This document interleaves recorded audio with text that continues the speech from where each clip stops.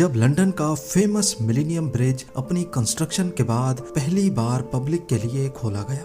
पिछले 2 सालों से लोग इस आइकॉनिक ब्रिज की कंस्ट्रक्शन कंप्लीट होने का शिद्दत से इंतजार कर रहे थे, लिहाजा जब इसको खोला गया तो पहले ही दिन सबने इसको इस्तेमाल करना चाहा। ये ब्रिज सिर्फ पैदल चलने वालों के लिए लंदन में रिवर थेम्स को क्रॉस करने के लिए बनाया गया था, पर जैसे ही इसके ऊपर लोगों ने चलना शुरू किया, मिलेनियम ब्रिज बुरी तरह से झूलना शुरू हो गया।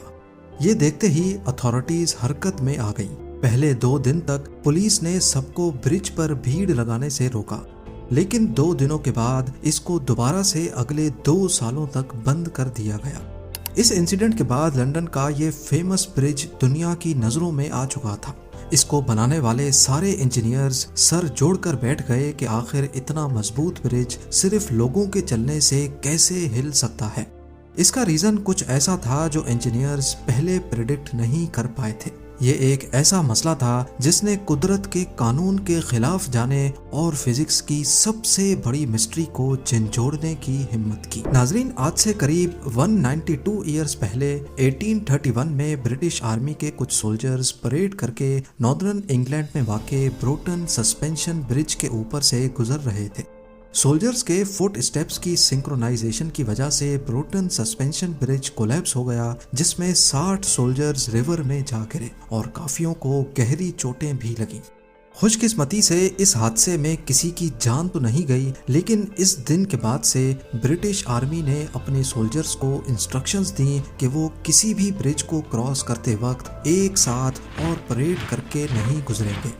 ये ना सिर्फ ब्रिटिश आर्मी बल्कि अगले कई सालों तक दुनिया भर में मिलिट्रीज की प्रैक्टिस रही, बल्कि कहीं कहीं तो आज तक इसको फॉलो किया जाता है। ये तो सोल्जर्स थे जिनके एक साथ पड़ने वाले कदमों ने ब्रोटन सस्पेंशन ब्रिज को गिरा दिया, लेकिन लंदन के मिलेनियम ब्रिज की फुटेज में देखा जाए तो एक अजीब चीज नोटिस करने को मिलती है।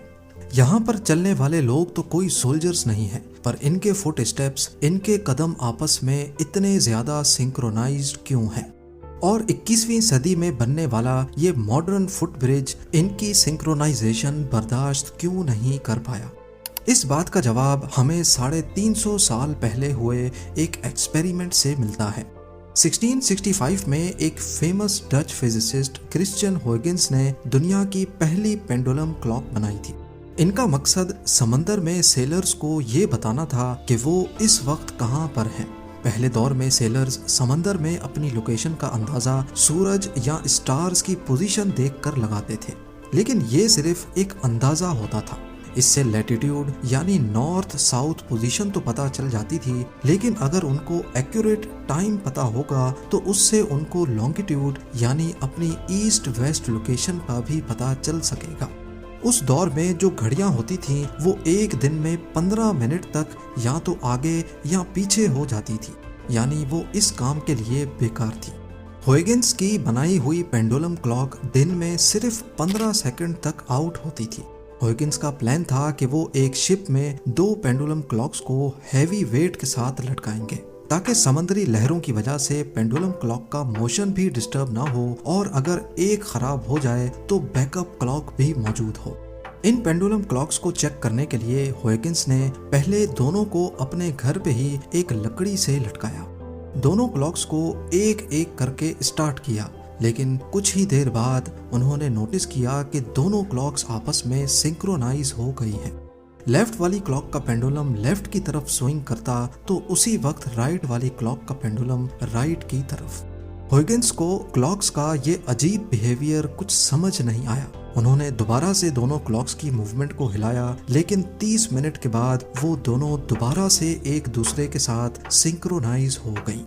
huygens का ख्याल था कि शायद इन दोनों के बीच में एयर प्रेशर का कोई कनेक्शन है, लिहाजा उन्होंने दोनों क्लॉक्स के बीच में एक कार्डबोर्ड रख दिया, लेकिन 2 मिनट के बाद वो क्लॉक्स एक दूसरे के साथ दोबारा सिंक्रोनाइज हो गई।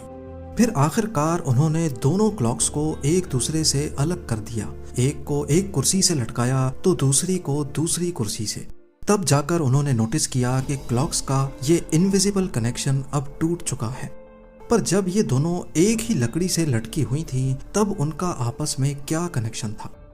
इस वीडियो में 32 मेट्रोनोम्स को एक टेबल पे रखकर अलग अलग टाइम पे स्टार्ट किया जा रहा है, यानी इनकी स्टार्टिंग सिंक्रोनाइज्ड नहीं है, लेकिन सिर्फ 2 ही मिनटों के बाद आप देख सकते हैं कि ये 32 की 32 मेट्रोनोम्स हैरतअंगेज तौर पे खुद ब खुद आपस में सिंक्रोनाइज हो गई हैं, जबकि बज़ाहिर इनका इस टेबल के अलावा आपस में कोई कनेक्शन नहीं है।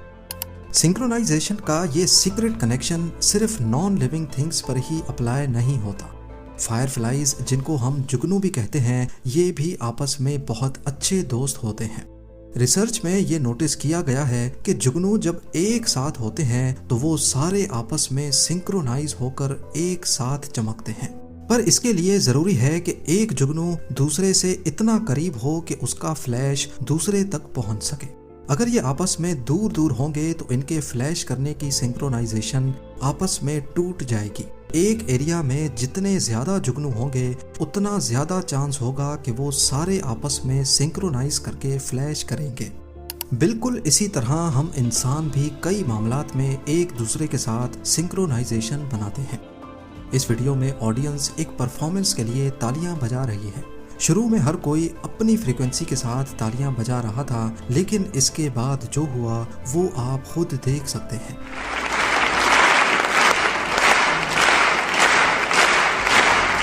इन लोगों को किसी ने भी ऐसा करने के लिए बोला नहीं था, लेकिन फिर भी सबने अपनी तालियों की फ्रीक्वेंसी को एक दूसरे के साथ मैच कर डाला। सिंक्रोनाइजेशन का ये फिनोमिना किसी एक दो चीजों तक महदूद नहीं है।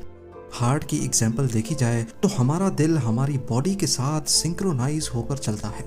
एक नॉर्मल इंसान अगर तेज भागेगा तो उसका हार्ट रेट फौरन उसके साथ साथ बढ़ता जाएगा, क्योंकि हार्ट को ऑक्सीजन से भरपूर ब्लड ब्रेन तक पहुंचाना होता है। लेकिन अगर हार्ट में कोई मसला हो जाए तो उसकी सिंक्रोनाइजेशन बॉडी के साथ मैच नहीं करती। इसको इर्रेगुलर हार्ट बीट या फिर मेडिकल टर्म्स में एरिथमियास भी कहते हैं। इस कंडीशन में हार्ट रेट यानी उसकी धड़कन अपने आप ही बढ़ जाती है। अब हार्ट ज्यादा ब्लड तो पंप कर रहा है, लेकिन लंग्स ज्यादा ऑक्सीजन इनहेल नहीं कर रही, तो होगा क्या? ब्रेन को ज्यादा ब्लड और ऑक्सीजन कम मिलेगा और इस सिचुएशन में इंसान की मौत भी हो सकती है। इसी तरह अगर हार्ट रेट खुद ब खुद स्लो हो जाएगा तब भी इंसान की जान जा सकती है। यानी कम सिंक्रोनाइजेशन तो नुकसानदेह है ही, लेकिन ज्यादा सिंक्रोनाइजेशन भी मसले पैदा कर सकती है। अब इन तमाम एग्जाम्पल्स को जहन में रखते हुए हम एक बार फिर से मिलेनियम ब्रिज को देखते हैं। हुआ यूं कि जब यहाँ इतने सारे लोगों ने एक साथ चलना शुरू किया तो अपने आप काफी लोगों के स्टेप्स एक दूसरे से सिंक्रोनाइज हो गए। मिलेनियम ब्रिज का डिजाइन कुछ ऐसा था कि इसकी केबल्स ने ब्रिज को साइड से सपोर्ट दी हुई थी, ना कि ऊपर से। सिविल इंजीनियरिंग और ख़ास तौर पे स्ट्रक्चरल इंजीनियरिंग का ये असूल होता है कि फुट ब्रिज की डिज़ाइनिंग के दौरान उसकी रेजोनेंस फ्रीक्वेंसी को इंसानों के कदमों की फ्रीक्वेंसी के बराबर नहीं रखा जाता। जब एक झूले पर बैठ के हम अपनी टांगों को झूले की फ्रीक्वेंसी के साथ साथ आगे या पीछे करते हैं तो झूला अपने आप तेज हो जाता है। इसी तरह जब मिलेनियम ब्रिज पे लोग एक साथ चलना शुरू हुए तो उनकी फ्रीक्वेंसी ब्रिज की फ्रीक्वेंसी से मैच कर गई और ब्रिज पहले थोड़ा सा झूलना शुरू हुआ। क्योंकि ब्रिज की केबल्स साइड पे लगी हुई थी, इसी वजह से ब्रिज की मूवमेंट साइडवेज थी। इस साइडवेज मूवमेंट की वजह से अब लोगों ने भी खुद को बैलेंस करने के लिए साइडवेज चलना शुरू कर दिया और फिर रेजोनेंस की वजह से ब्रिज की मूवमेंट किसी झूले की तरह तेज से तेज होती गई। जब ये मसला अच्छी तरह से डायग्नोज हो गया तो फिर इंजीनियर्स ने मिलेनियम ब्रिज पर टोटल 89 शॉक एब्जॉर्बर्स इंस्टॉल किए। एनर्जी को बिखेरने के लिए 37 और वर्टिकल मूवमेंट को कंट्रोल करने के लिए 52 शॉक एब्जॉर्बर्स इंस्टॉल किए गए। अपना काम कंप्लीट करने के बाद फरवरी 2002 में मिलेनियम ब्रिज को एक बार फिर से टेस्ट किया गया। कंपनी ने 2000 से ज्यादा लोग अरेंज किए और उनको ब्रिज पर चलाया। ये टेस्ट दुनिया का सबसे बड़ा ब्रिज टेस्ट माना जाता है। टेस्ट के बाद जैसा प्रेडिक्ट किया गया था, ब्रिज की मूवमेंट में खातिर खा कमी देखी गई। आज भी सिंक्रोनाइजेशन को प्रेडिक्ट करना, 2 या 2 से ज्यादा बॉडीज का आपस में इनविजिबल कनेक्शन ढूंढना बहुत ज्यादा मुश्किल काम है।